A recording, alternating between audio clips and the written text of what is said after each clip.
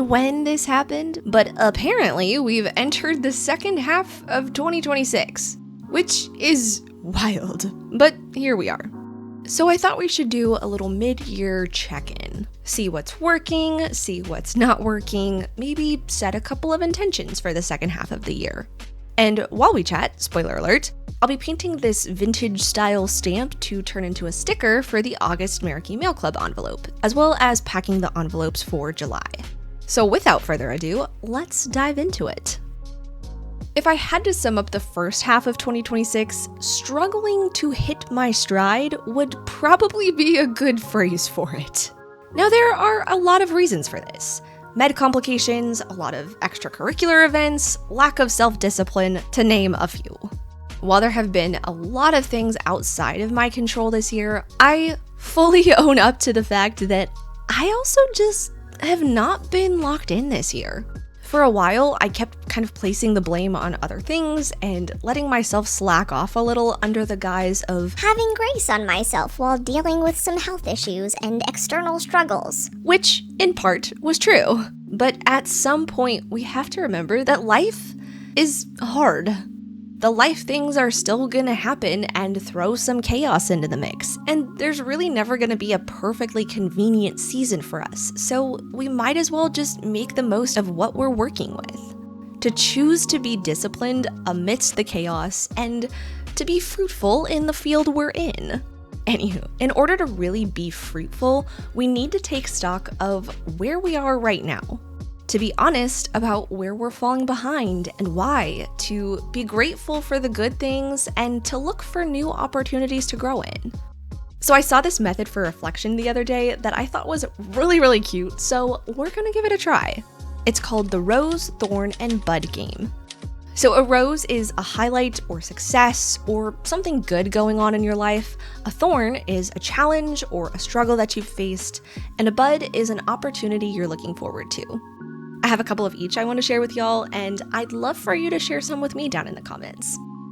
Rose number 1. I have been making a lot of wonderful new friends this year, and that has truly been such a blessing for me. For the last couple of years, I've really struggled a lot with loneliness in my hometown. I didn't have very many local friends, and there are several reasons for that. For the last couple of years, most of my friend energy has been devoted to strengthening my relationship with my long-distance best friend. And that's amazing. She's my person, I love her to pieces, but between health issues and family stuff and all the things, I honestly just didn't really have the capacity and the energy to build any new friendships. But this year, things have changed a little bit. Don't worry, Hannah and I are still endgame besties, but I've had more energy and more opportunities to make some new local friends. I've plugged into a young adults Bible study where we can nerd out about theology and grow in our faith together. I'm building friendships with some of the wonderful women in my church, and I don't know, I just really feel like my community is growing in some really big and beautiful ways this year, and that's been so good for me. I'm gonna be real with you, I struggle making friends. For as extroverted as I am, I love people, but I'm also a little quirky, a little bit of a goofball. The good Lord made me with a heaping spoonful of awkward poured on top. And as a newish adult trying to navigate a world full of adultier adults, I tend to kind of close off those parts of myself because, I don't know, I always just feel like I'm gonna be too much for other people.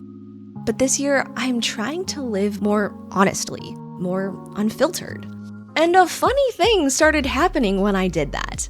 Not only did I feel more comfortable just existing, I also started making friends. Turns out, people actually liked those parts of me. The silly puns, the goofy antics, the dad jokes, the random facts I hyperfixate on. They saw the weird and the awkward and still said, "Hey, I want to hang out with you." So I guess this rose is a little bit twofold. My life is more full of friends, and my life is also a lot more authentic this year. Those are definitely elements I want to continue nurturing throughout the rest of this year. I've got a lot of fun things planned with friends coming up soon, such as an indoor rock climbing adventure, which I've always wanted to do. On to the next rose, I started the Merricky Mail Club this year, which honestly still feels pretty surreal to say. Starting a mail club had been on my mind for quite a while, but I just kept chickening out, honestly.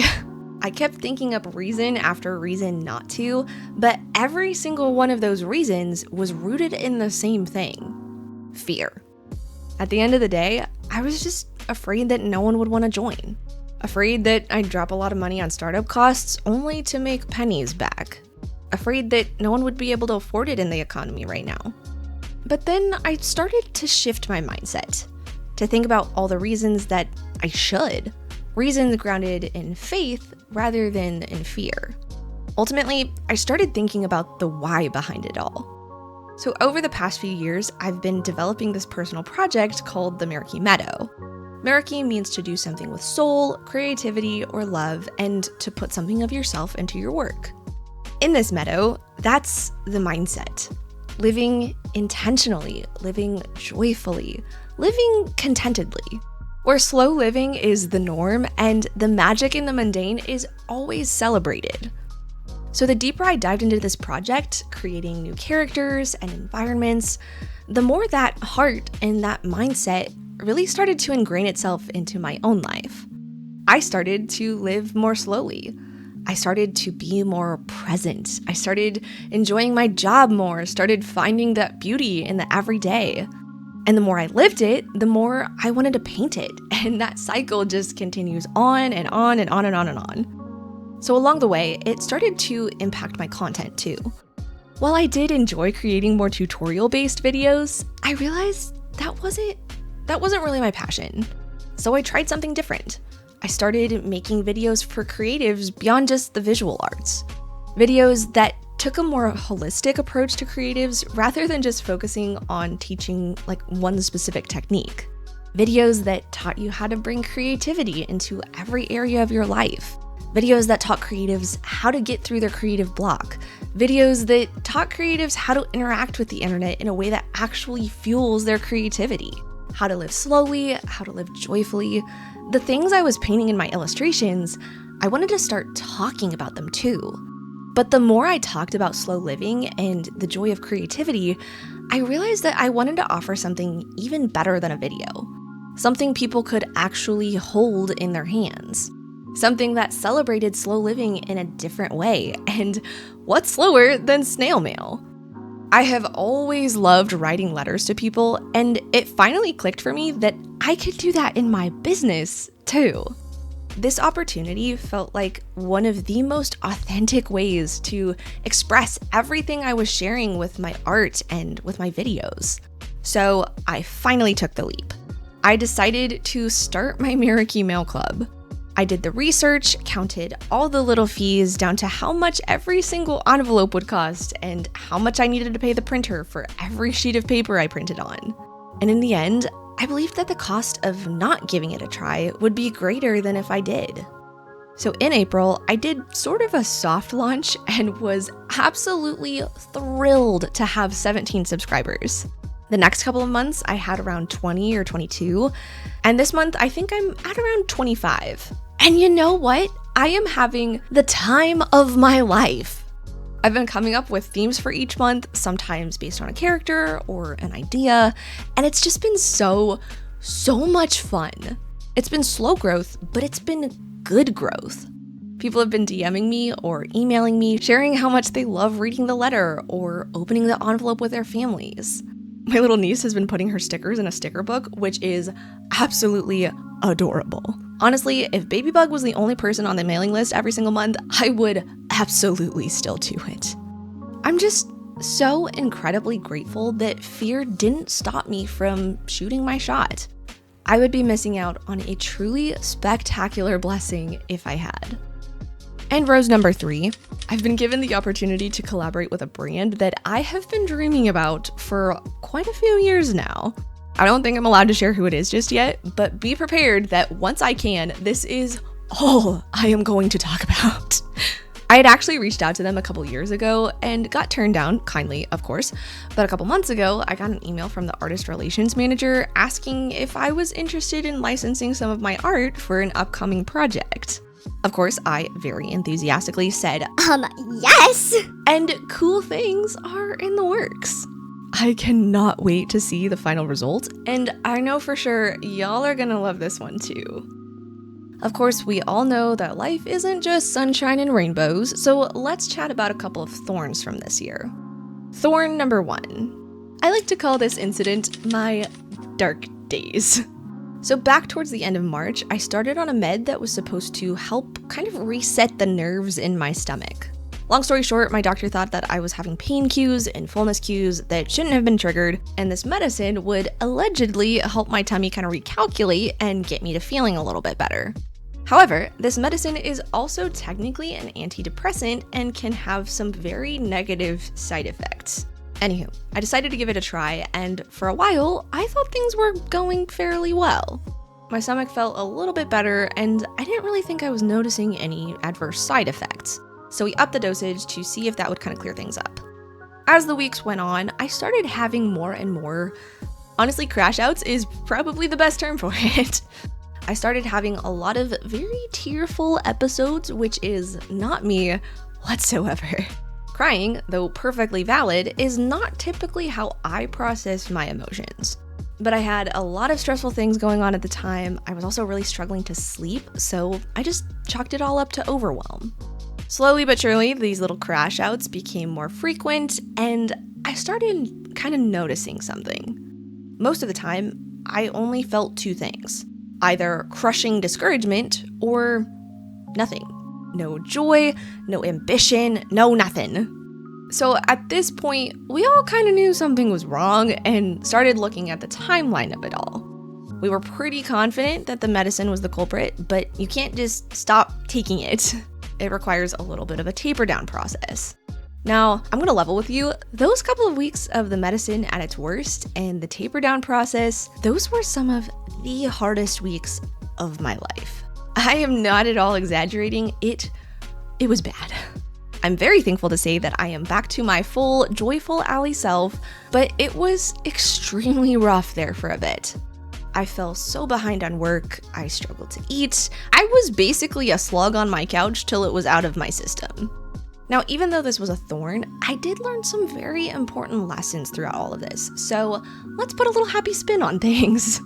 First of all, I grew so much deeper in my faith throughout all of this.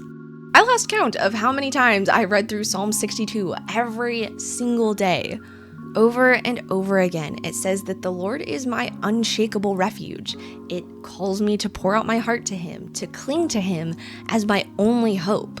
And those things had never, ever felt truer for me. I literally could not feel hope, so I had to just cling to the hope that I knew in my mind. Some of those days were so dark. I truly don't know how anybody faces this kind of battle without Jesus, because He truly was and is my only source of hope. And along those same lines, I learned a much greater compassion for people who struggle chronically with their mental health. That's never really been a struggle for me, so I couldn't really empathize. Not that I didn't have compassion, but I didn't know how it felt. Now, I am not at all saying that my experience was anywhere near the darkness that a lot of people go through, but I do think it gave me a glimpse into their situations and showed me the importance of just being there for people, encouraging them, speaking truth into their lives. So that was definitely a thorn, but growth did come out of it, so, that's gotta count for something. The other thorn I've been facing this year is a lack of self-discipline.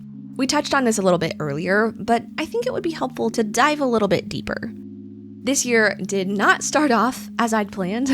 I went through a wicked case of the flu for the first couple of weeks, had surgery a couple of weeks after that, and just struggled to get caught up on things.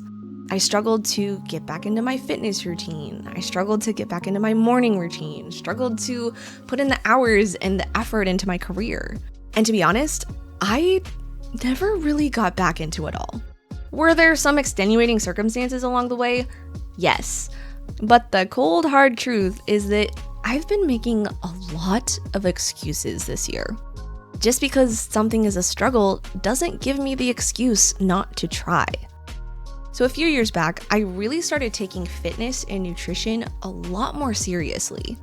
I started learning more about how the body actually gets fueled through macronutrients and how different micronutrients impact different systems. I started learning about how to build muscle, the importance and mechanics of good mobility, learning what types of exercise actually worked well and felt good for my body and its many, many eccentricities. And throughout all of this, I got really, really disciplined. I worked through the struggle and built really good habits that they kind of became a natural part of my life. And that discipline started growing in other areas too, in my work habits, my reading habits, my lifestyle. I became a disciplined person across the board. And with that discipline came trust. I knew that when I made a commitment to myself for whatever thing I had in my mind to do, I was going to get it done. But the funny thing about making excuses is that your mindset around discipline very quickly starts to disintegrate without you even realizing it. And when that discipline starts to disappear, so too does your trust for yourself. You stop keeping those little promises. And the more trust you break, the easier it is to just keep breaking it. Now, I do want to say, I don't believe discipline is going at 100% all of the time. Not every day is going to look perfect where you work 8 hours, then put in an hour in the gym, you hit all your macros, you read 4 books before bed, all the things.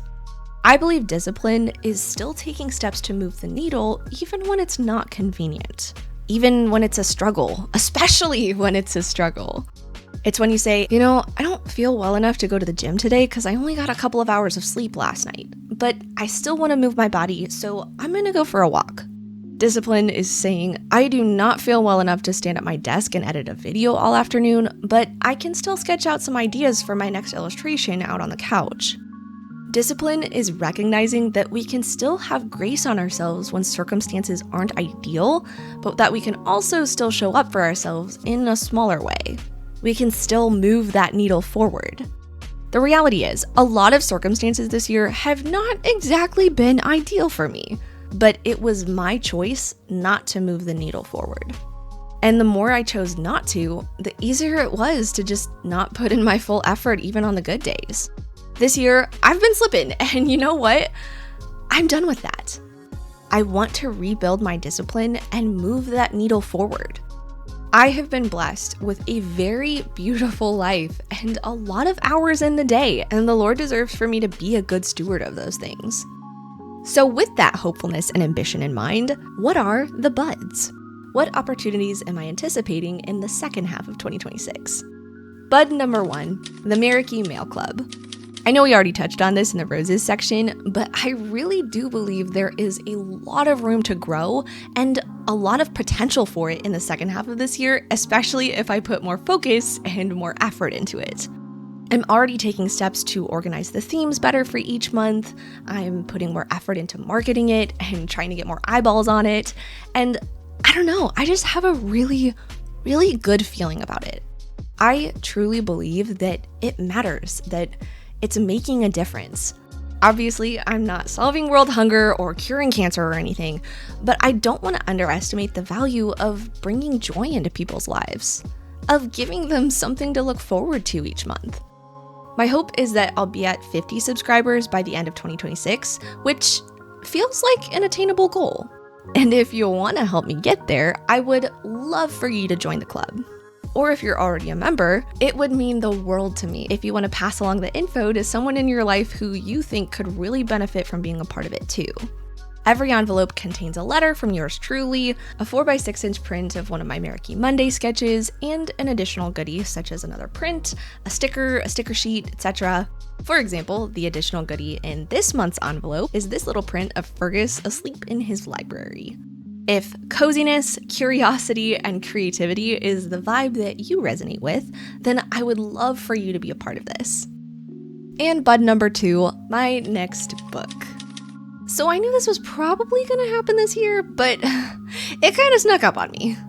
As some of you know, every week I do a little Marikey Monday sketch in a mini sketchbook, and I recently finished filling up the second edition of this little habit. With the last sketchbook, I published a book of all the sketches, some poems, story snippets, thought prompts, all sharing the adventures of Bits and Bobbles. Funny enough, I sold the last copy of that book right around the time that I finished filling the second sketchbook. Anywho, this one explores more of the characters in the Meraki Meadow, introducing some new characters, and sharing more of the lore of some of the ones that we already are friends with. Since the first book, I've really discovered more of a love for writing, so I think this one is going to be a little bit bigger.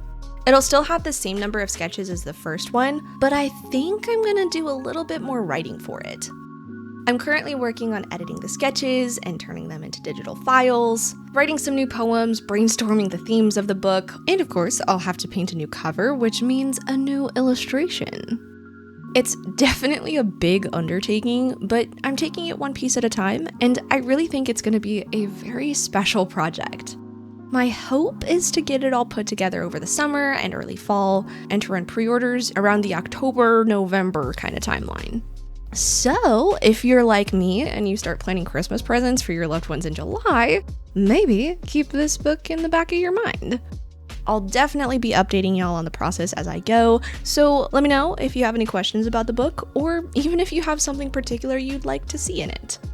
Anywho, thank y'all so much for chatting with me and for joining me for this little mid-year check-in. Let me know your roses, thorns, and buds down in the comments. If you like how this stamp painting turned out, make sure to subscribe to the Meraki Mail Club over on Patreon for the month of August to get a sticker of it in your envelope.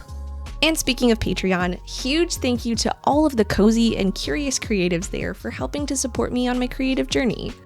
If you're interested in another Meraki Meadow painting, then head on over to watch this video next. Thanks again for watching, and I'll see you soon.